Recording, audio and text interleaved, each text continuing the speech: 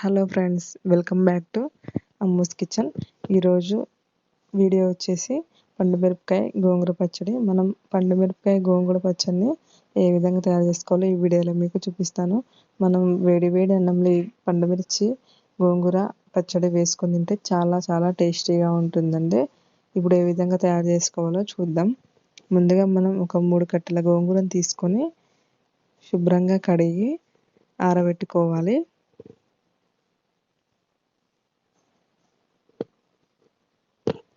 అలాగే ఇప్పుడు మనం ఒక 4-5 పండుమిర్చిని కూడా శుభ్రంగా కడిగి తీసుకోవాలి. తడి లేకుండా ఆరబెట్టుకోవాలి. ఇప్పుడు ఆ పండుమిర్చిని మనం ఈ విధంగా సన్నగా ముక్కలుగా కట్ చేసుకోవాలి. ఇప్పుడు స్టవ్ మీద ప్యాన్ పెట్టుకొని అందులో ఒక 2 స్పూన్ల ఆయిల్ వేసుకోవాలి. ఆయిల్ హీట్ ఎక్కాక మనం గోంగూరని అందులో వేసుకోవాలి. మంట మీడియం ఫ్లేమ్లో పెట్టుకొని మనం గోంగూరని వేయించుకోవాలి. ఇప్పుడు అందులో కొంచెం చింతపండును వేసుకోవాలి.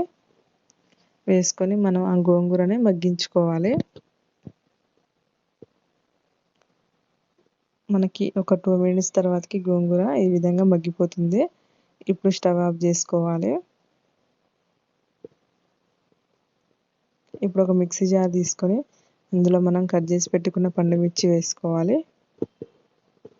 అలాగే ఒక స్పూను రాళ్ళ ఉప్పును వేసుకోవాలి. రాళ్ళ ఉప్పు లేకుంటే మెత్తటి ఉప్పునైనా మనం వేసుకోవచ్చు. వేసుకొని ఈ విధంగా మనం కొంచెం బరకగా గ్రైండ్ చేసుకోవాలి. ఇప్పుడు అందులో మనం ఉడికించి పెట్టుకున్న గోంగూరని వేసుకోవాలి.